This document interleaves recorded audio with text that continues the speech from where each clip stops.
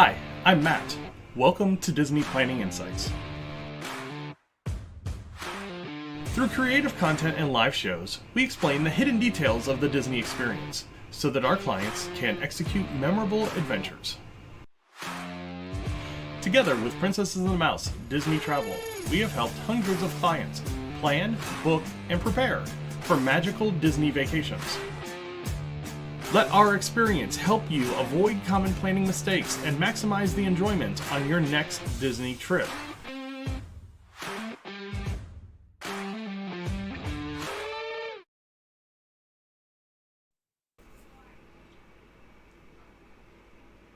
I won't focus on. There it is. Be hypnotized by the baby Yoda. Hey, what's going on, everybody? It's Matt with the DPI podcast. It is Monday night. I have to get used to saying Monday night because normally we don't talk on Monday nights, and apparently I don't talk at all when... Hey, I guess you can hear me. When my mic doesn't work. But my mic is working, so it's a good thing. We're having fun tonight. I've got Peter with Princesses and the Mouse Disney Travel. It looks like he's like making dinner or something over on his screen. So we're going to talk to him a little bit about what's going on at the parks. We have some openings. We have some closures. We have some extended refurbishments going on. So we'll talk to him and get all of the latest information. So let's go ahead. Let's bring him on and start talking some Disney news. Mr. Salvadori, how are you doing tonight? Oh, I'm amazing. I mean, what a Monday. What an absolute Monday. It definitely was a Monday. It looks like you hit the Roosevelt's jackpot for Christmas as well. Yeah, I've slowly been picking up on them. A little bit here, a little bit there. Yeah, I ended up with a couple of new ones, so I will be breaking them out for set championships the next couple of weekends. So there you go. Yeah. So let's jump into a little bit of news. We haven't used the timer in a while, so let's hit the timer. Let's give ourselves 15 minutes. We haven't done this in months, so What should I get? Well, and it's because you should care, Unicourse, because it's the new segment. The Unicourse thing actually worked. That hasn't worked in a couple of months, so. Let's talk about what's going on at Magic Kingdom. Not just, hey, they're going to tear apart Rivers of America, but there are a couple of extended closures going on right now for decent rides. I mean, one of them's Big Thunder Mountain. We talked a little bit about that last week. The other one's Astro Orbiter.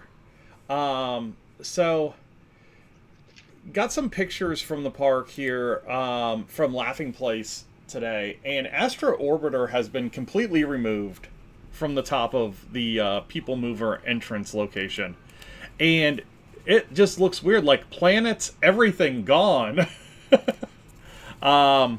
So what do you know about this closure? How long do you think it's going to be? While you kind of talk about that, I'm going to see if I can find anything kind of solid. Yeah, I saw the same thing that you're referring to, basically. I didn't even really know that it was going to be gone, and then all of a sudden I saw pictures.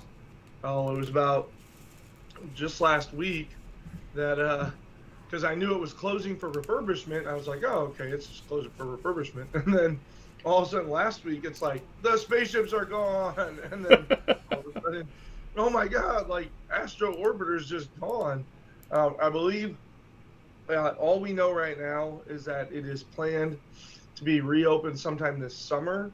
So all I can imagine is that they took like, basically, I mean, in terms of rides, it's relatively simple in terms of, its size and everything.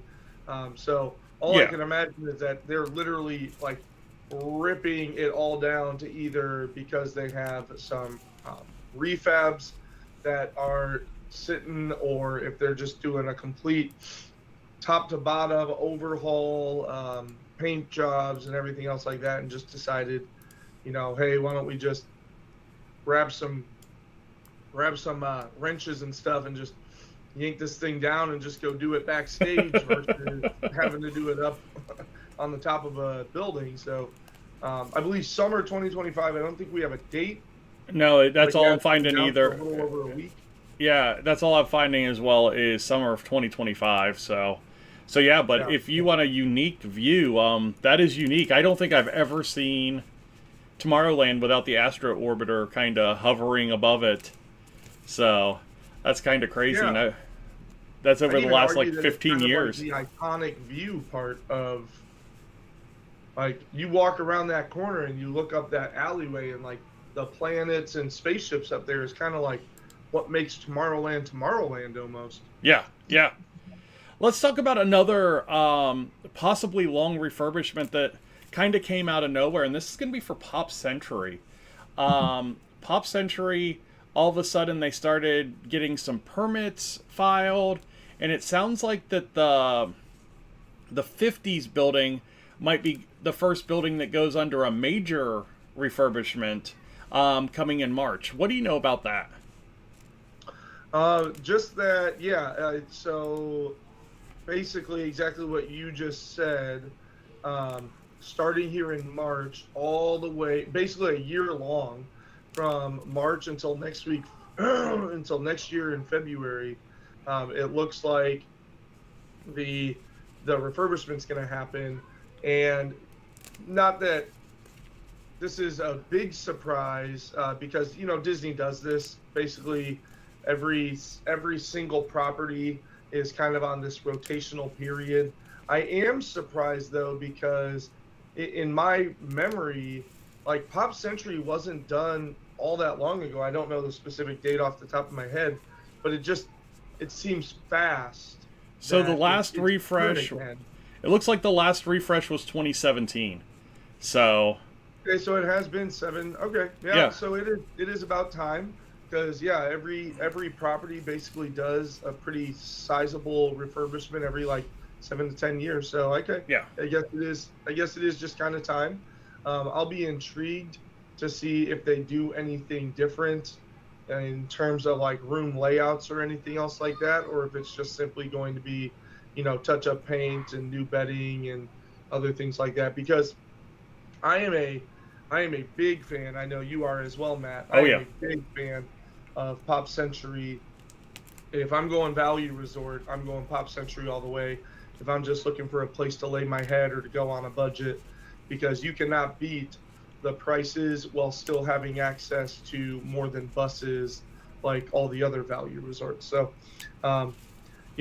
obviously slow and steady is going to be this refurb. It's going to take, as I said, almost a whole year. So it shouldn't do too much to occupancy or anything else like that, as it looks like they'll do, small chunks at a time, close down a building or half a building or whatever it is. Yeah. Disney is also really good at trying to keep their construction and refurbishment away from the guest's eye as much as they possibly can. So, yeah, Shannon and I went in, let's see, it would have been 2019 when they were building the Destino Tower at Coronado. And one of the cool things that they used to do when you're at a hotel that did a refurb is they would get you those under construction pins. And for Coronado, it was the 3 Caballeros was the under construction pins, which are really, really neat. Really unique pins. But I don't know if they still do that, if they put anything in the rooms of the resorts or the buildings that will be near where the construction's happening. But it looks like the permits that are filed right now are for the 3 buildings in the 50 section. And they are good through August of 2025. So you're looking at probably a good 6-month refurb on those buildings. And with this being the 7-year, this is usually when they do the bigger changes. So I wouldn't be surprised if we see new theming in the rooms and that kind of stuff. or less theming in the rooms, since that seems to be the trend that they've been going with their newer resorts. So, interested to see what's going to be going on with Pop Century. Let's stay on the hotel section, but let's go over to the other park in the United States. And this summer, Pixar Place will be adding 2 new 2-bedroom themed premium suites, themed to Pixar Animation Studios' Coco and The Incredibles. Talk a little bit about these theme suites, because they have them at Pixar Place Hotel and they've got them at Disneyland Hotel. Kind of what's special about those? In terms of, like, what do you mean? What's special about them? Why do they do? I mean, because like the ones at Disneyland Hotel are kind of extravagant, but the Pixar Place ones, they seem to be taking kind of the same like route to add some higher priced rooms in their lower end resort. Oh yeah, and that's exactly, I liken these theme suites sort of to Art of Animation at World, just to kind of tie it to something else, right? Art of Animation, by all stretches of the imagination, is a value hotel. Oh yeah. Yet you're gonna find your suites are going to be higher than an intermediate room's price, and honestly kind of right around a standard room's price for a deluxe resort. And so it's exactly what you said, Matt. It is a higher price room at a lower price resort, but also at the same token, you can flip it around and look at it the other way.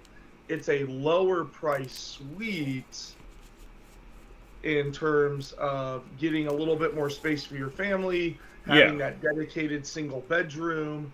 And then of course the theming, as Matt was just talking about, some of the theming there, and of course over at Art of Animation you have Finding Nemo and Toy Story or Cars and Lion King. Nemo, and Lion King.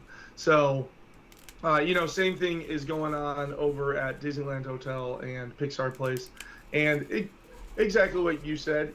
At the end of it, there really wasn't other room type other than very basic rooms outside of going to Grand Californian. And so if anything, it makes sense to where I don't have to pay the Grand Californian prices, but I can still get that little bit more space for kind of a mid-level, lower high-level price. Yeah. It's just interesting to see kind of what they're doing with some of the different resorts to get that extra dollar, it seems. Again, Pop Century's going through a refresh. When it comes out the backside of it, are we going to be paying $300 for a Pop Century room? God, I hope not. Well, I mean, when it comes out the other side of it, it's going to be another year and a half into the price hikes, and so that might be the price of All-Star in a year. Yeah. All right, one more set of construction news, and we've got some dates for the closure of Muppet Vision 3D, PizzaRizzo, and Mama Melrose. So Mama Melrose is actually going to close later this month. Thursday, I think, is when the last day is for food at Mama Melrose Ristorante Italiano. And then Muppet Vision 3D and PizzaRizzo will close permanently on June the 7th to make room for... Mama Melrose is open until May 10th. May 10th? Mm-hmm. Okay. Yeah, I knew, but basically, getting reservations is coming towards the end. Okay. Oh, yeah, so February 10th would be reservation. Or no, not February 10th. March 10th? March 10th would be reservation day. Okay. I was thinking it came a little bit sooner than that for some reason. But yeah, so May 10th for Mama Melrose, June 7th for Muppet Vision 3D and PizzaRizzo. It looks like in some of the new renderings that we're getting, the actual coaster building for Monsters Inc. is going to be on beyond the current park boundaries. So they will be expanding Hollywood Studios into that backlot area a little bit behind Rise of the Resistance for the Monsters Inc. coaster. The Muppets 3D building looks like it's going to stay intact, and then where Mama Melrose was is where that Harry Hansen's or whatever the that's just our guess. Yeah. Well, looking at the rendering now, it actually looks like that building is there now. Where Mama Melrose was on that corner. So, yeah. Just like we talked about last week. So, all right, watch the show, people. We kind of can figure things out. But yeah, so, and then it kind of opens that area up a little bit if you take out that back wall now. To where you're going to go back to the Monsters Inc. coaster and not just have that little offshoot where, hey, this is where Muppets 3D lets out and you've got to walk all the way around. So it's a little different than what you would think, but I think it opens up that area a little bit and it could be pretty cool, especially if they end up putting, laugh floor back there. Give us something else back in that area that makes sense. So,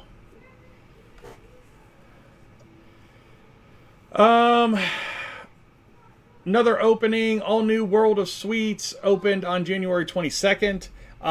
It's in downtown Disney. Downtown Disney in the LA parks is getting a lot of new and expanded eateries and shops. They're really doing a facelift to that downtown Disney area, which is really nice. There was a lot of construction last year when we were there. They continue to have a lot of construction. So really neat to see the transformation of what used to be just kind of like a little outdoor strip of shops to this entertainment district that it is now. Really feels like one of the tighter areas when you go to Disney Springs. It really has that feeling to it now, so really cool. That's the end of the news, the 15 minutes that we had for the news. But one last thing, have you been seeing what's been coming out on the Lorcana stuff in the past week? I have not even looked at it. Had full intentions of playing multiple tournaments this last weekend, and I played in 0 of them. So my Lorcana days might be numbered. So Duel Link cards are coming to our Chaziel Isles or whatever it's going to be. They're making them too hard to say. However you pronounce it. Yeah. Duel Link cards are coming. They've released 4 of them now. There is a Belle, a Jafar, a Lady from Lady and the Tramp, and a Sven, which are really interesting. And then I want to get your take on something that happened locally in a tournament that kind of got put up on Facebook and then it got taken down real quick. So there was a tournament that ended in the second place player dropping out after they were offered a second place mat. What are your thoughts on a situation? I did not understand what you just said. So they got to the finals in this event. The guy that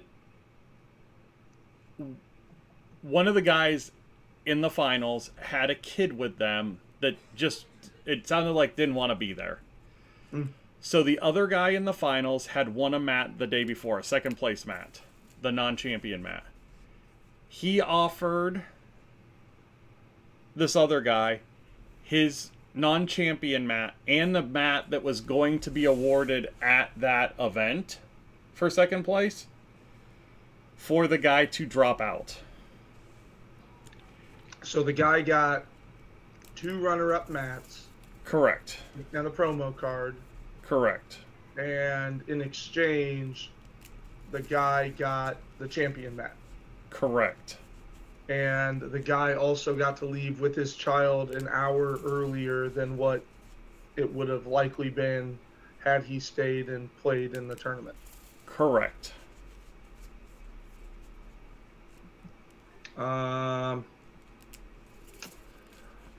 Well, I mean, I'm not too pleased about that, but that's because you know of my tournament history.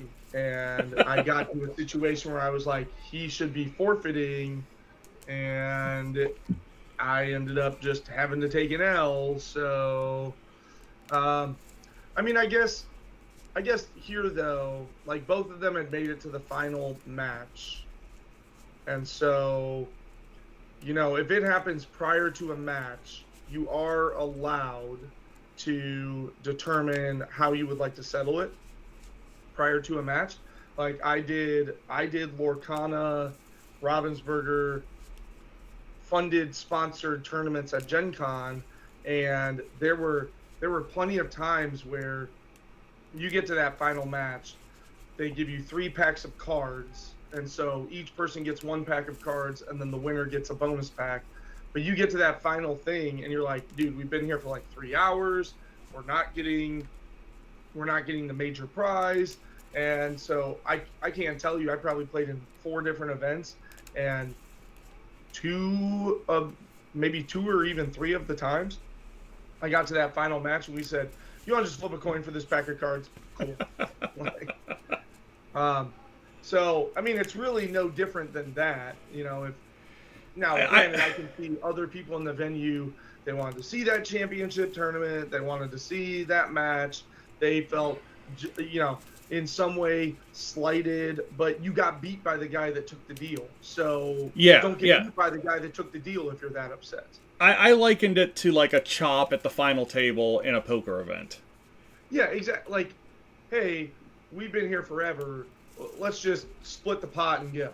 Right? Yeah. Like it's similar to that, exactly. So anybody that's grumpy about it, we're just people at the event that are. You didn't make the final. Like, it was the same reason I was upset.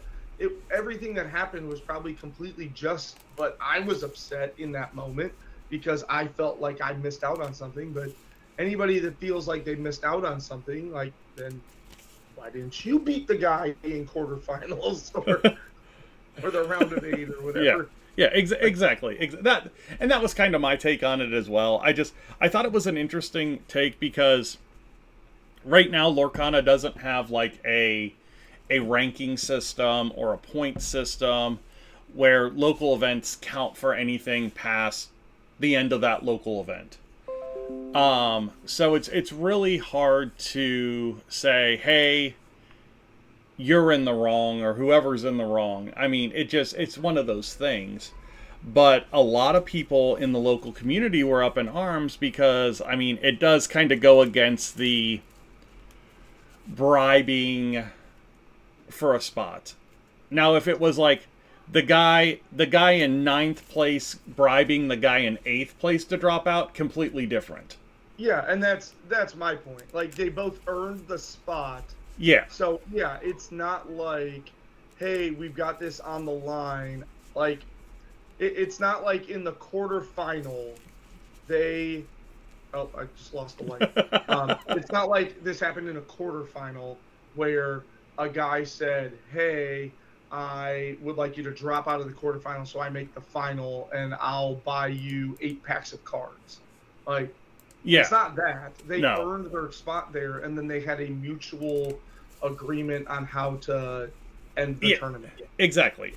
I think what made it worse is this guy, like, kind of went on Facebook and said, oh, I finally won a mat, and then explained what happened. and then people were like, but you didn't win a mat. That's... Right. Yeah. Yeah, maybe that wasn't a good call part. Yeah. So like I said, I finally got to the final table and then bought my mat. Yeah. So it was kind of an interesting end to the weekend. I'm coming home from my father-in-law's house, and my phone's just blowing up, and it's with, the Moonshot Discord server going off, and I've got people texting me about this thing that's going on Facebook. I'm like, what is going on tonight? It's like, will the Bills just win? On a different topic. You want to talk about cheating? Down. Oh. Hold on, Mr. in the game, and that was the first down. Hold on, Mr. Ref. Go around me.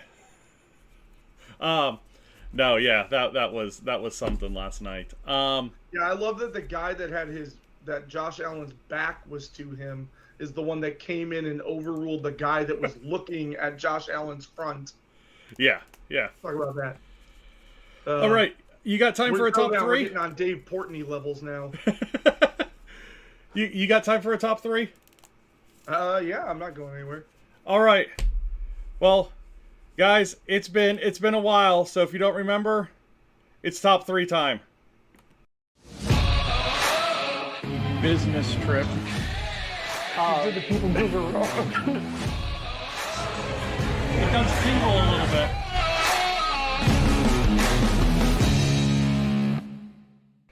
Hey, what's going on, everybody? It's Matt with the DPI podcast. Over on the other screen in the dark is Peter with Princess and the Mouse Disney Travel. That's bad. Get out of here. Hold on, I'll turn it up. No, I won't. Change colors. There we go. That is not distracting at all. My vampire era. It is top three time. If you've been here for top three before, welcome back. We haven't seen you in a long time. If this is your first time, well, thanks for joining us. This is where we give you our top three of a lot of different things. From our favorite bathrooms to our favorite queue lines, rides, all kinds of stuff. We do a lot and have a lot of fun with this. So the one thing I do have to do is I have to figure out where the spreadsheet is for this. Haven't done it in so long we can't locate the topics. Yeah, it's been a while. I was like, surely I've got it on my drive somewhere. Don't call me Shirley. It was there it is. Top three ideas. Here we go. Awesome. And it doesn't look like anything's been taken, so we have a full list of ideas. So I'm going to pull a chip out of our little baggie here, and it is going to be number 8. So if you don't believe me, it's right there. Maybe, yeah, sure, you can see it. It's number 8. Trust me. Because this isn't going to be rigged at all. Number 8. This is a good one. One that we really haven't touched on, but it's something that everybody does every trip. It is your favorite Disney souvenirs. This is a tough one. Yeah. You have... Well, you're really coming at me right out of the gate here, I know. You've got 30 seconds. Thinking about taking a trip to Disneyland, Disney World, maybe a Disney cruise, or one of the other amazing Disney destinations? Contact me at Princess of the Mouse, and I'd love to work with you on your itinerary to the most magical places in the world. You can contact Princesses and the Mouse Disney Travel on Facebook at PATM Disney Travel. All right. We are coming out throwing flames in our first top three of 2025.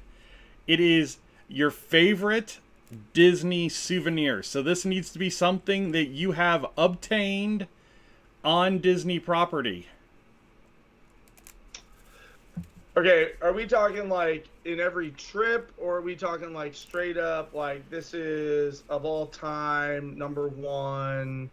I would say, because I've got my go-to. You know what? It's an ambiguous question. I'm going to answer it as ambiguously as I want. All right. Well, ambiguously, give me your number 3. All right, hold on. Yeah, I was gonna say I'm just gonna start looking around my room. I've got a lot of good ones here. So I've got this fella right here. Okay. Okay, so I'm gonna call him my number 3 because I've got my number 1, and my number 1's gonna be ambiguous. So this is gonna be my number 3, which is an actual souvenir in hand, got directly from the German pavilion in Epcot. You're gonna find that a lot of my souvenirs are gonna hinge around Epcot because it is by far my favorite park, and my family is German. And so the Germany pavilion has always had a soft spot in my heart. Now that I'm an adult, I love going there and getting the big pretzel and just the largest possible Schafferheffer grapefruit Hefeweizen that I can get. I love going during the festivals because the little Alp stand there typically has other type of flavored Hefeweizens. So I'm gonna go with my German Mickey Mouse from Epcot as my number 3 favorite souvenir. Matt, what's All your right.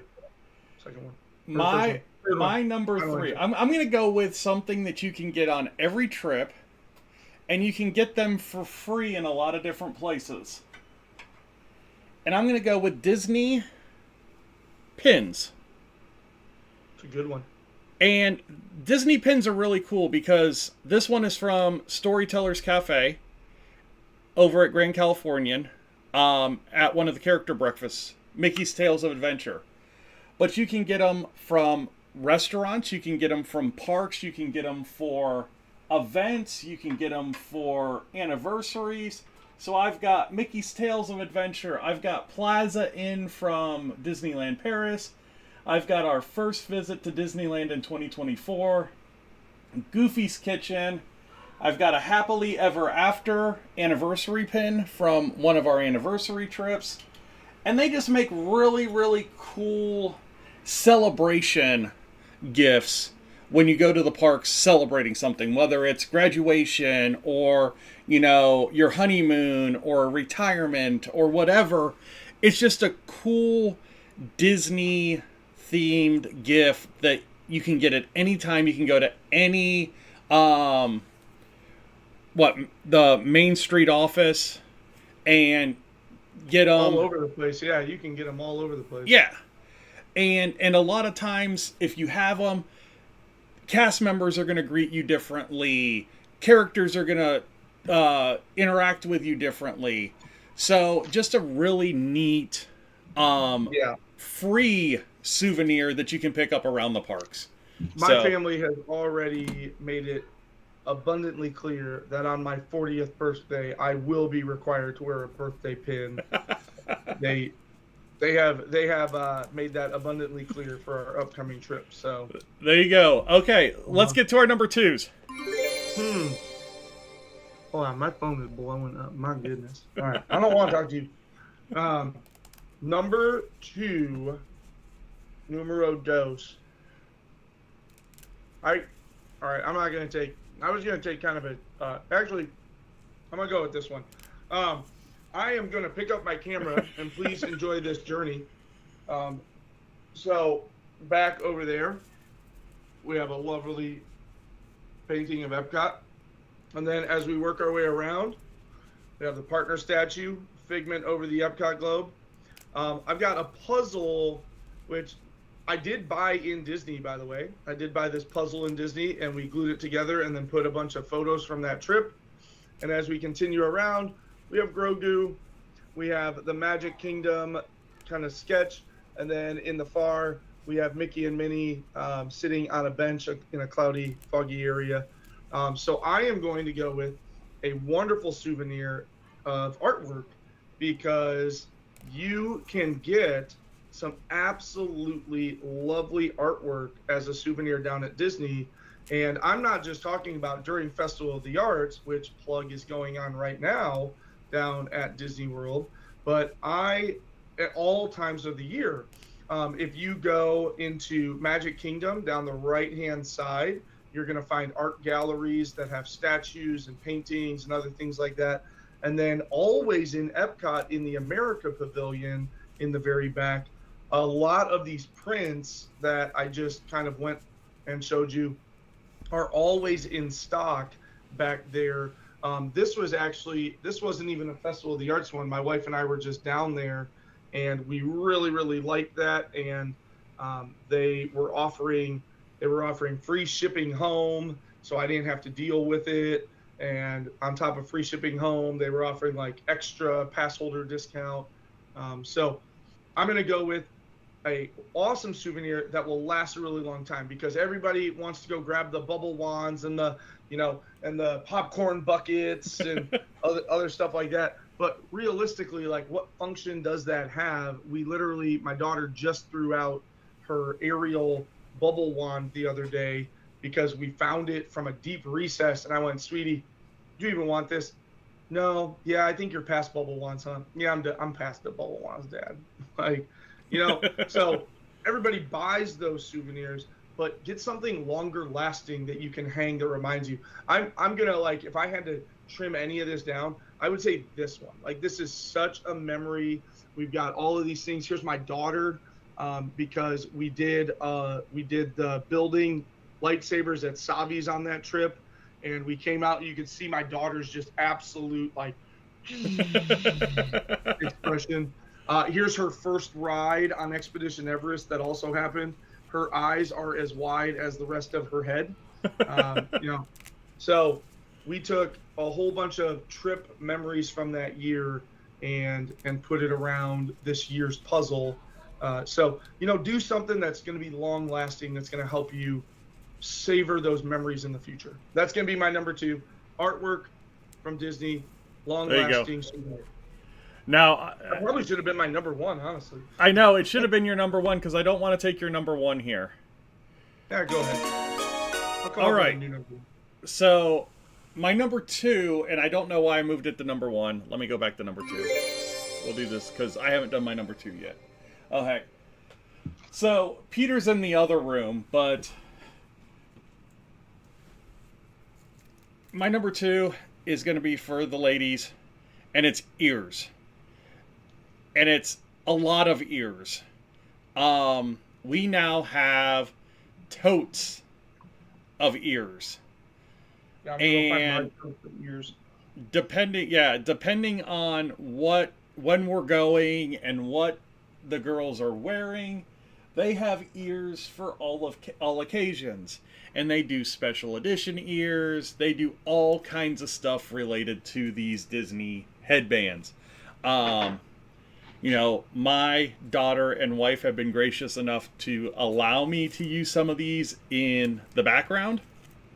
But and Peter, your wife's collection just dwarfs my family's. That's not a good thing. I know. But just every park, they've done ride ears, they do special party ears, they do all kinds of different ears, and they are awesome, and the girls love them, and they just, like I said, they make outfits out of them, they do all kinds of stuff. So my number 2 is going to be the ear headband that you can find anywhere at Disney. All right. Now we're going to go to our number 1s. Peter, what is your number 1 Disney souvenir? Yeah, and that was a good one. It actually wasn't going to be my number 1, but that is, so I had a physical, very specific souvenir. I have a kind of a group clump of souvenirs that you can, obviously find something that you really like. But my number 1, and this is going to change, okay? So every trip, most of the time, right? There's only a couple of times during the years where this doesn't apply.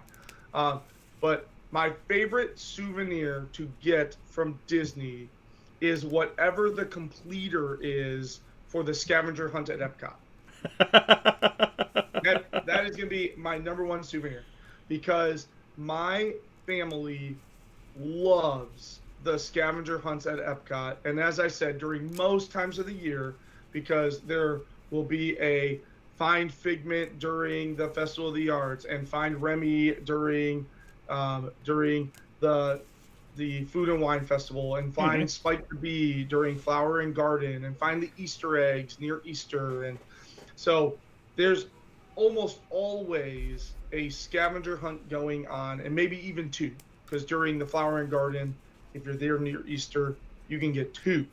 And I'm going to say that my favorite souvenir to get is the completer that you get when you complete the scavenger hunt. Now, pro tip, you can technically buy the scavenger hunt and immediately pick the completer up and have them mark it completed, which is nice because it saves you a trip back to the store once you've completed it.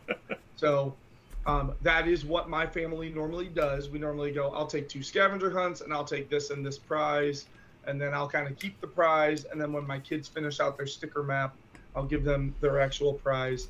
And kind of along with that, these festivals that have food always have a journey, like, for example, Emil's Fromage Montage, where you get to go try a bunch of cheese type dishes.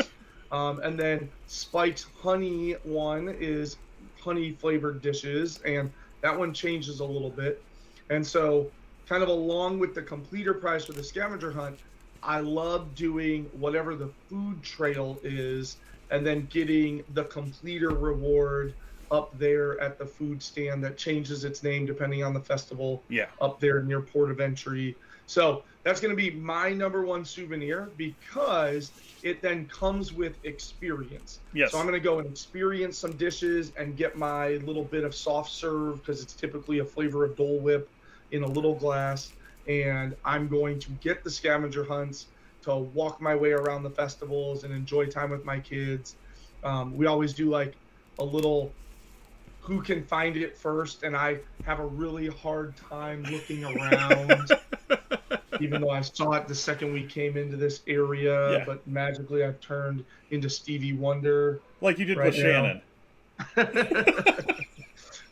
So that's going to be my number one, because I love the little completer things that you can get at Epcot that enhance your Epcot experience. No, that's a great number one. And I think my number one goes in the same kind of ilk. I'm going to take out my headphones for a second here, because it's actually, one of them is hanging in the shot here.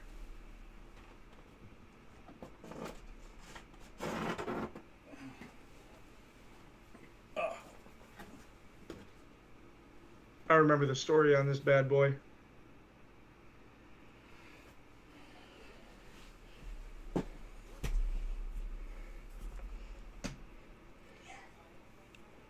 So I just showed it. I just showed it on the shot, but my number one is artist drawings from your animation experiences at the different parks.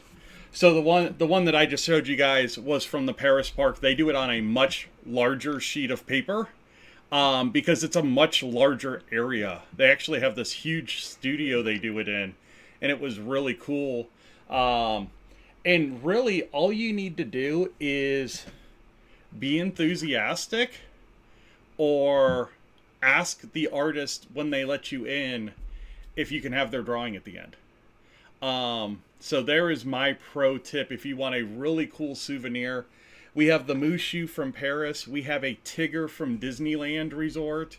And what's neat about these is not only do we have the Mushu that the artist drew, my kids have Mushus at their desks that they drew with this artist. And we all have Tiggers that we drew at Disneyland that we did with that artist. And it's really fun to have all of those kind of hanging together as that memory from that park. So, no, this has been, since the week it came back from Paris, has been up in the shot. It found a home very, very quick.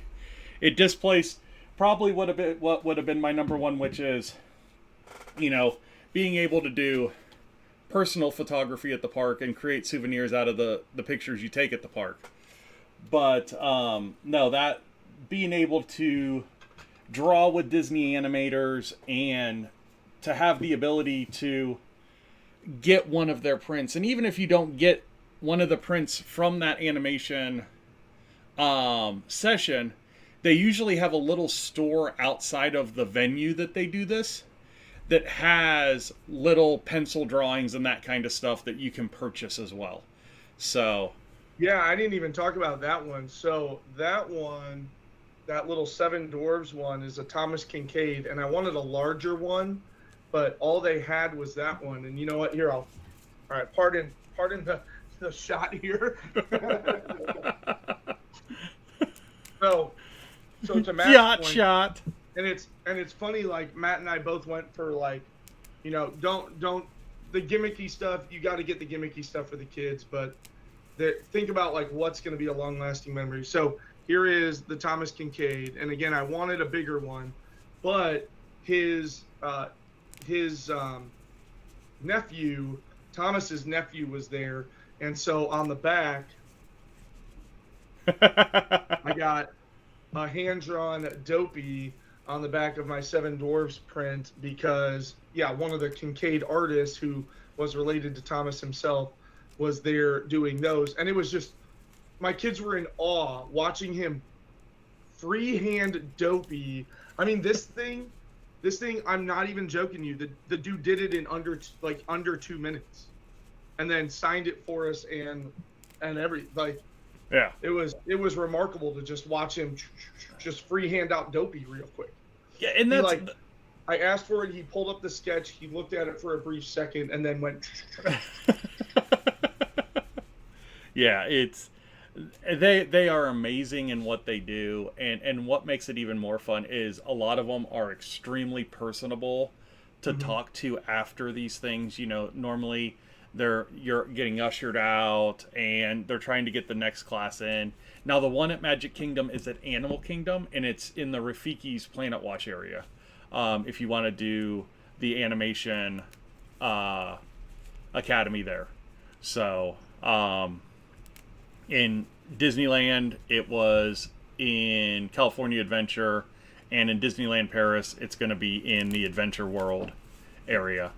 So, but still, all three of them just really, really cool experiences. The kids really enjoyed it, both in very different ways, because they take you through all the steps on how to draw the character, and then, you know, we were lucky enough to get 2 of the actual artist drawings as well.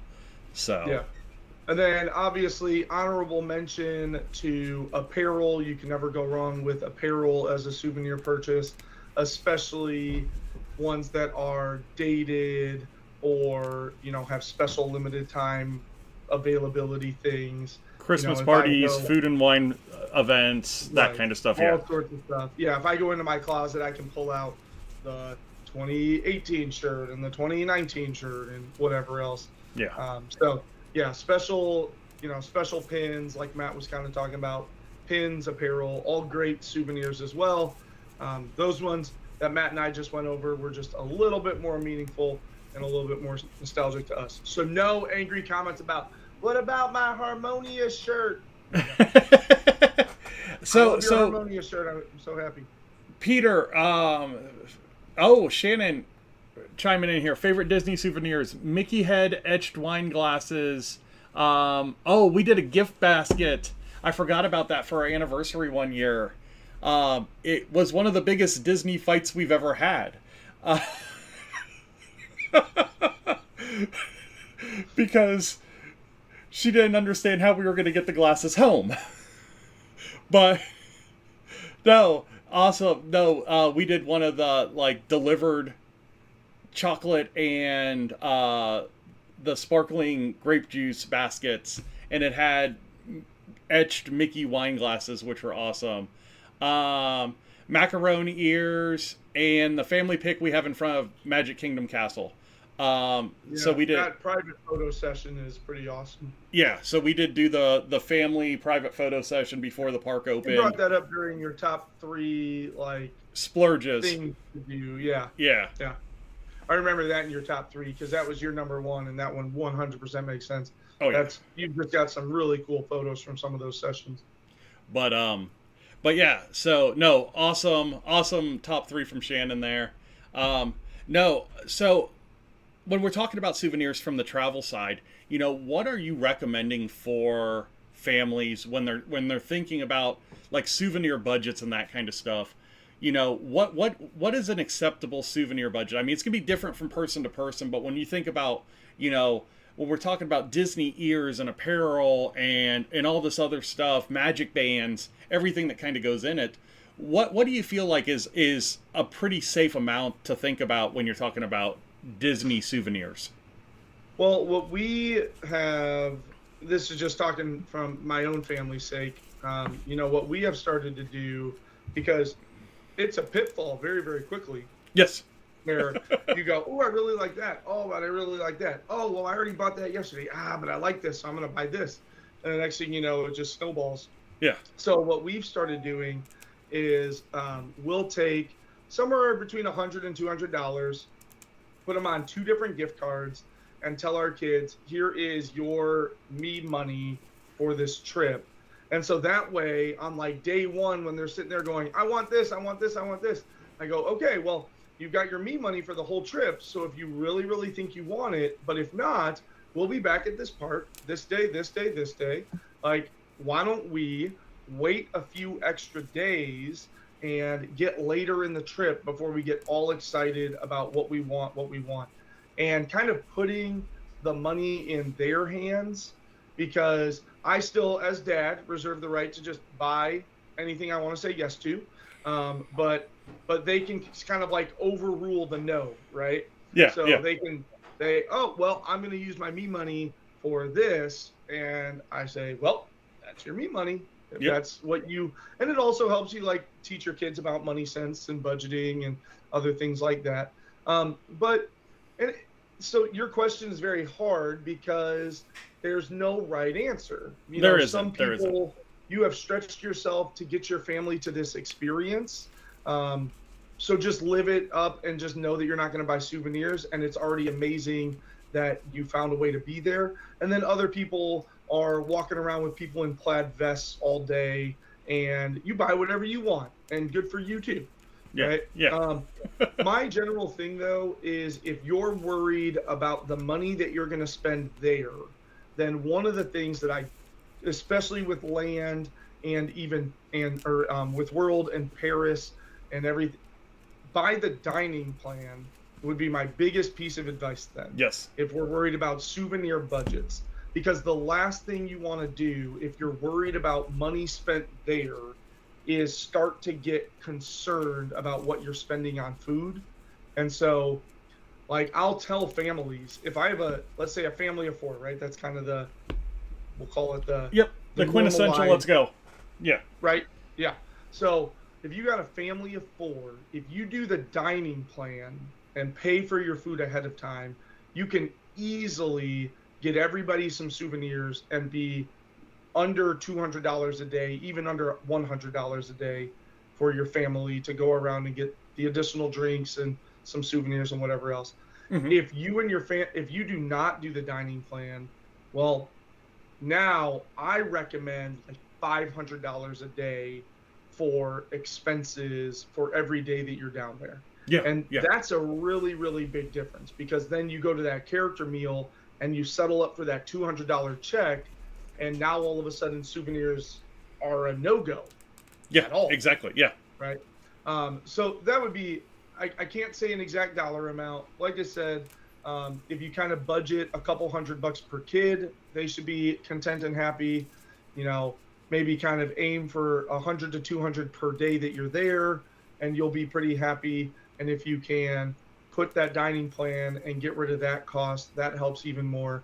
Because yes, if you buy all your food and don't have a dining plan, I mean, you should be budgeting. If you're there for 5 nights, 6 days, like, you better plan to spend another $2,000 in and around the parks. So yeah, 100%, 100%. It's a non-committal answer, but it's also a very informative answer. Yeah, I think it's a good way to look at it, especially giving the kids kind of their own money, their own budgets. We do the same type of thing as we implore the grandparents to get them Disney bucks for birthdays and Christmases and that kind of stuff.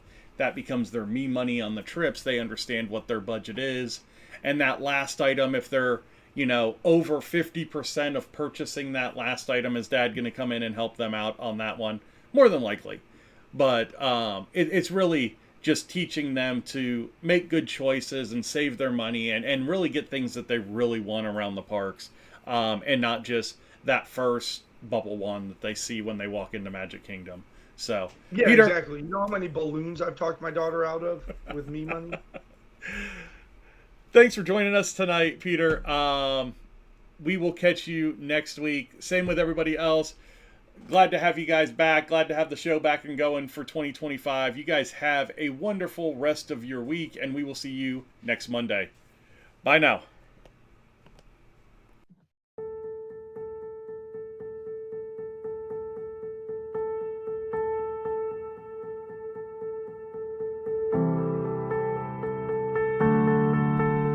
Peter from Princesses and the Mouse Disney Travel joined us. We did some news and had a top 3 about our favorite Disney souvenirs. Check it out.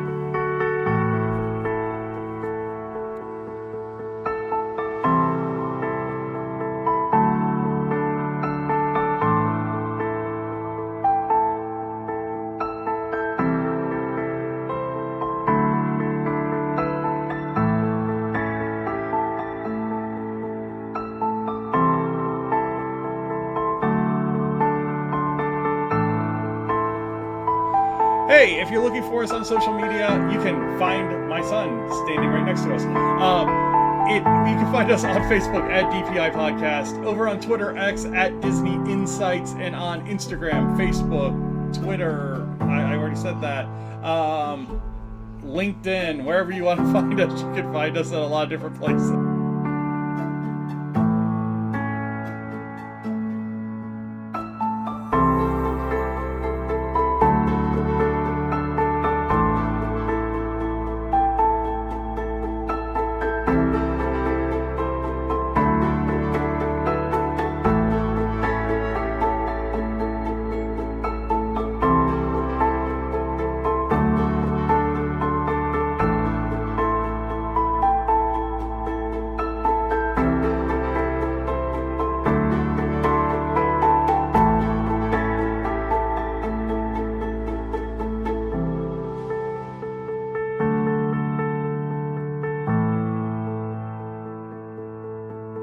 Thank you guys all for watching, liking, sharing, supporting the show every way that you guys do. 700